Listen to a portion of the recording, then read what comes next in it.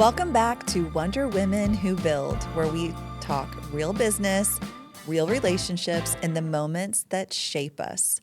I'm your host, Carrie Moreau, and today's episode is personal, but I feel like all my episodes are personal. So this one's not about what I know because I read it in a book, even though there's lots of books on this topic. It's about what I know because I've lived it. So today I want to talk about something people have tiptoed around in my life. Maybe it's the same in yours, without actually naming it. But they say things like this, and maybe you have heard this in your life and it resonates with you. But they say, I couldn't do what you do. How do you keep going? I had no idea you were going through all of that. They don't say grit, but that's what those statements are pointing to. For a long time, I didn't know exactly what grit was either. I heard it by name, podcasts, books, hashtags, social media, posts. But when you're in it, you don't think about the label. You're just doing what has to be done. But I've come to understand it now. Grit is the decision to stay in the hard thing, stay when it would be easier to run, stay when no one's clapping, stay when you're not sure if what you're doing is even working. So grit is the staying power, and it's the thing that built me. Grit is the passion and perseverance for long-term goals involving a consistent day-to-day effort through setbacks to achieve a distant vision. Tenacity is the courage and determination to face obstacles and push through challenges, sticking to a project or a task, and adapting as needed. While grit encompasses tenacity by focusing on sustained effort over time, tenacity can be seen as the mental strength to persist in the face of immediate difficulties. So grit and tenacity are like cousins, but they're not the same thing. So tenacity is what's happening in the moment, the day-to-day thing of getting something done. But grit is what keeps driving you forward long-term and focusing on that long-term goal, even when your immediate actions don't seem to be paying off. That's what grit is. So I had to look this up so that I could help myself understand the difference between the two, because I consider myself a person that has tenacity, but lately the word grit has been coming up in my life over and over again, not from anyone in particular, but a curiosity in me of understanding or wanting to understand, am I a person who has grit, and how is that playing out in my life, and what are the positive parts of grit and how it, fuels me or helps me understand myself, because that's what a lot of this podcast is about. It is for the listeners, and it is to inspire women in their businesses and their relationships and the things that they're carrying. But also it's got a lot of self-growth in here and things that I'm learning about myself. So now, instead of me saying, yeah, I'm a person with tenacity, I can also say that I have grit. So before we dive deeper, let's share a win. So I lead a team of professionals, and we launched a brand new BNI chapter here in Central Florida, and it is thriving. If you don't know BNI, look it up, bni.com. It's an international organization built on referrals, and launching a new chapter takes months of hard work, leadership, and a ton of belief. I had to pour my energy into this every week and coach new members, mentor new leaders, and get them all to believe in the vision, even when the momentum slowed. And now to see it thriving is a huge win for me, and it means so much. So thanks for letting me share that with all of you. Now it's your turn to share your win of the week. Post your win on Instagram and tag us at Wonder Women Who Build using the hashtag Wonder Women Who Build. We want to cheer you on. So there have been way too many moments to count where I almost gave up.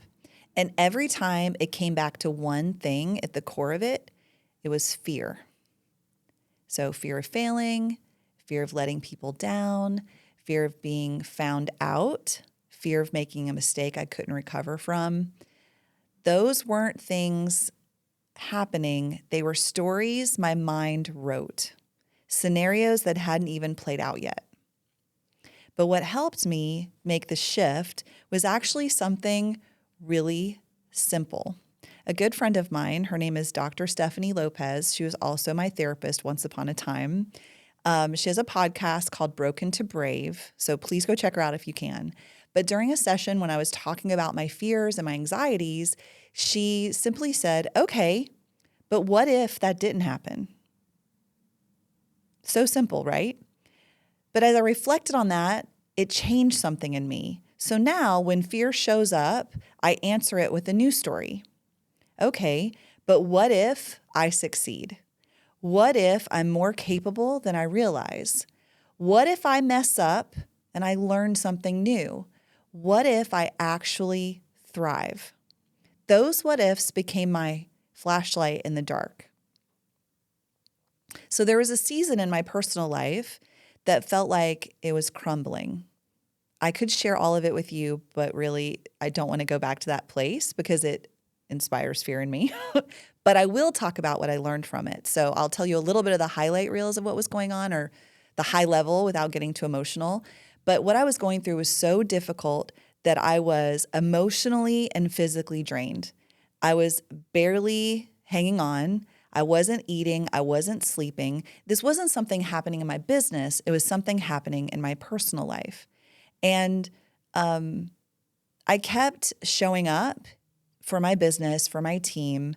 I kept showing up for myself, even in moments where I was so physically and emotionally challenged that I think I remember driving to work, crying the whole way there, needing to take a minute before I could talk to somebody, having to do breathing exercises before I could make client calls. I mean, it was like touch and go, like moment by moment.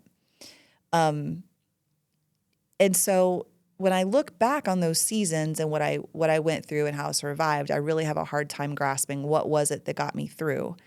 But what I want to talk about today is that it was, it wasn't tenacity, it was grit. And that's what this episode is about, is talking about grit and how that showed up in my life and what grit may look like in your life. So being emotionally and physically drained, I was still running a business, managing a team, pushing projects forward. And at the same time, our sales numbers were not where they needed to be. So the commission structure we had built within our company, my business partner came to a place where we understood during this tough season, right? We had a realization that we needed to make some major changes in the structure, which meant we would risk losing our sales team altogether. So we knew it would shake things up and in a positive way, and it did, but I was also going through that stuff personally, so everything was magnified. So grit is doing what you need to do, not because it was easy, but doing what you need to do to move things forward anyway. So like I said before, looking back, I sometimes wonder, how the heck did I keep going? But it's because my why is bigger than my hard season. And while it felt overwhelming at that time, I reminded myself consistently that I'm not the first person to face going through that. And it feels big because I've never walked through it before. But someone has done it somewhere, so I can too. And that's grit, and that's how I kept walking through that difficult season.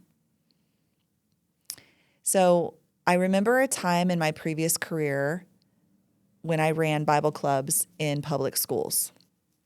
So we followed every rule. There was a lot. But there was a teacher in one of the schools where we had a very large Bible club who actively was seeking ways to shut us down. So she thought she found a way to do that, and she sent her complaint social media. She went to the press. She blanketed the community with all the negatives that she thought that how we were doing it wrong. But we were not doing it wrong. We were following the rules. And during that time, there was people that were being very reactionary about what could happen, that fear playing in, because this was something that was really, it was set up in the way that it was set up, it was helping families, and it was also helping students, and it was student-led, and it had a lot of positive things attached to it. But there was one naysayer who wanted to shut us down. So she took her complaints as far up as she could and spread negativity throughout the community. And lots of people that knew what I was doing or that were also volunteers, when I say lots, I mean like every day there would be like 10 or 15 people blowing up my phone, different people, full of fear and reactionary and being so upset about what was happening and what the outcome might be. And I knew that I hadn't done anything wrong, and I knew that we had followed all the rules, and I knew that we had checked all the boxes. But there wasn't anything that I could say that was going to calm people's fears because there was a big unknown, because there could be a way that someone might disagree with us or might lie about us, and then the decision being made and it would be taken away from us and we wouldn't be able to do it anymore. And while a lot of people were advocating for us, it also gets to that place where people aren't really making sense, especially in faith-based communities. People kind of get crazy when they think something's being taken away from them. And I couldn't join that. I just couldn't be a part of that story. I couldn't be a part of being led with fear. And so I decided that I would just keep doing the right thing and keep showing up. And the little kids didn't know what was going on. So that was the most important aspect of everything we did was seeing kids where they were, teaching them positive things. They were leading the club. Those fifth graders that took leadership, they were learning leadership with the other little kids. And so I just focused on doing what we were supposed to do and kept holding steady and reassuring people that it would be okay. No matter the outcome, it was going to be fine to just focus on the kids. And so it took a few months for the result to come out. And when it did come out, it was in our favor. I could have done it differently. I had tenacity to get it all done, but grit is staying the course even when things around you are trying to tell you something different. And I realize that now that it was grit, but back then when this was going on, if someone asked me what was it that kept me, rooted and kept me moving forward, I don't know if that's what I would have answered with. But it was a quiet strength that came from a source of faith, but it's still, the fear didn't cause me to change. I think that fear can make us reactionary and take us off course. And grit is our ability to believe in what we're doing is right and sticking with it no matter what everyone else is saying. Grit isn't always loud. Sometimes it's the quietest, steadiest part of you refusing to be moved. So one of the hardest leadership moments of my career was letting go of a longtime employee who had become vital to our operations and uncovering a wave of mismanagement in their wake. I've talked about this a little bit in one of the episodes called Grace and Guardrails, or Guardrails and Grace. But the processes were broken, morale was shaky, and I had to keep the business moving while putting everything back together. So when I reflect on that season, this is what I did to stay grounded. I blocked my schedule. I hired temporary help. I went to therapy. Well, that's probably a strange thing to say, but I'll circle back. I kept a stash of chocolate and dad jokes on hand. Dad jokes just make my heart so happy. I let myself cry in the bathroom, and then I got back to work. And I absolutely refused. I set a boundary for myself. I refused to let burnout steal my love for what I do. And even when it felt like I was driving on a highway with a tire missing and sparks flying, we stayed on the road. So I just gripped the wheel a little bit harder. And that's grit. Okay, so let's talk a little bit about what I mentioned about therapy. So many times we find ourselves in a situation that what we are walking through, it feels really big and we can't quite process a way through. So in my life, I have, the person I call, the rituals, the habits that get me back on track. And sometimes those things don't work. And sometimes those things, the things that are happening to us are deeper seated. So what I mean by that is during that season of losing a very valuable team member that ran a lot of the company, helped me grow it, helped me run it, helped me put everything in place, right? To me, it was a very important person in my team. So losing that person on the team and then finding out that things weren't done properly, it hit a spot in me that was deeper than just work issues. And when it triggered that spot, I realized, oh, I can't use my team or the struggles that it's triggering something deeper. I can't get through this by working more or by getting things done better or being more efficient or hiring the assistant. All those things I listed, like the dad jokes and the chocolate and all those little things on the surface level are only going to go so far. So I'm speaking to you ladies who are entrepreneurs and business owners. If you had a difficult childhood, if you had parents who love was reward-based, if you had systems in your life that were guilt-ridden, I don't know, just whatever they are, they're going to come out in the difficult times of your business.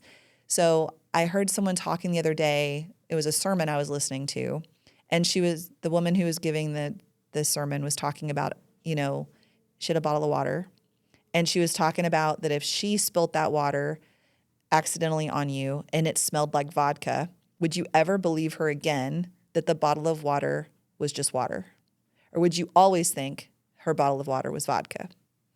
And she said, so when you face a difficult season and you are reactionary in a way that causes other people pain, in whatever way, pain like difficulty, awkwardness, I don't know, put in your own story there.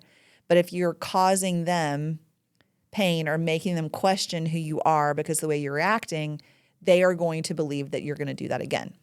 So it's in those challenging seasons and those challenging times when whatever spills out of us, if it's true to who we are, we can still maintain trust.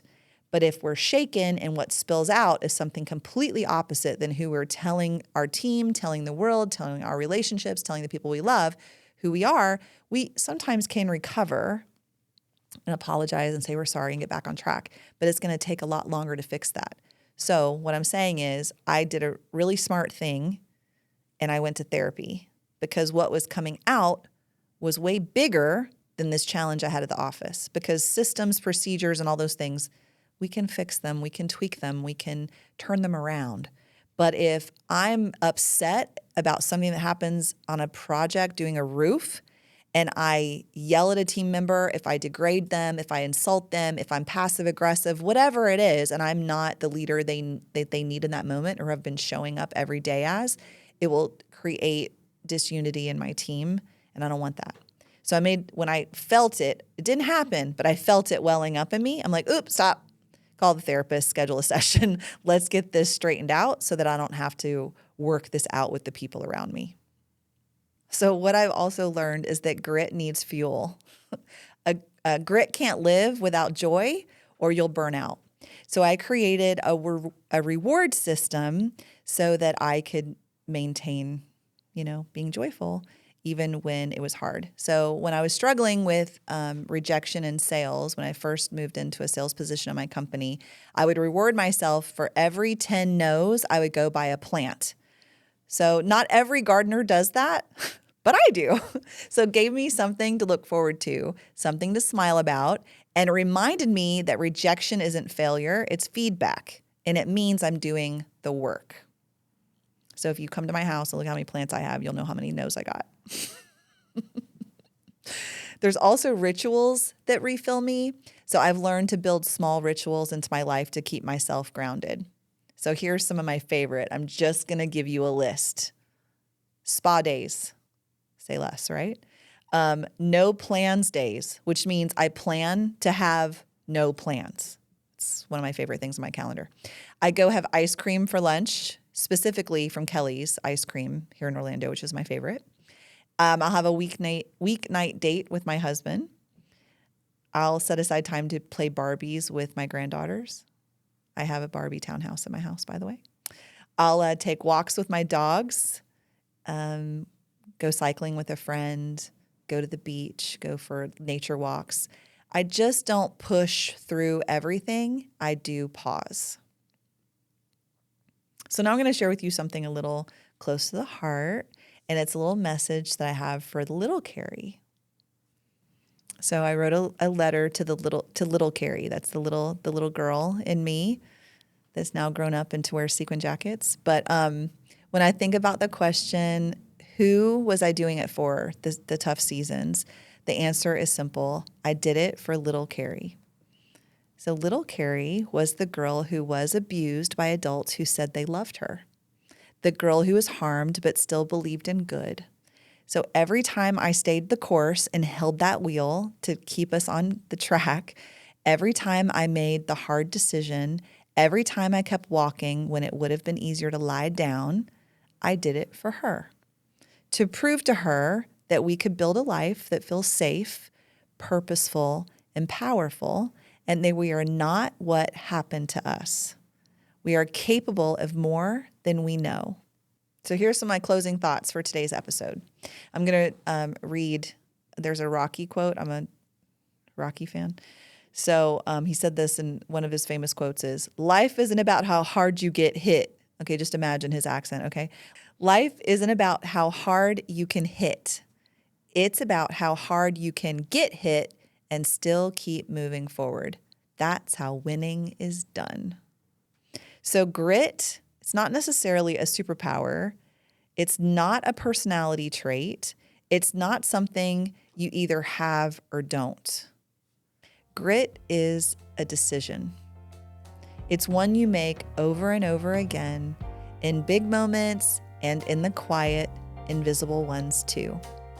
You don't need permission to be resilient. You already are.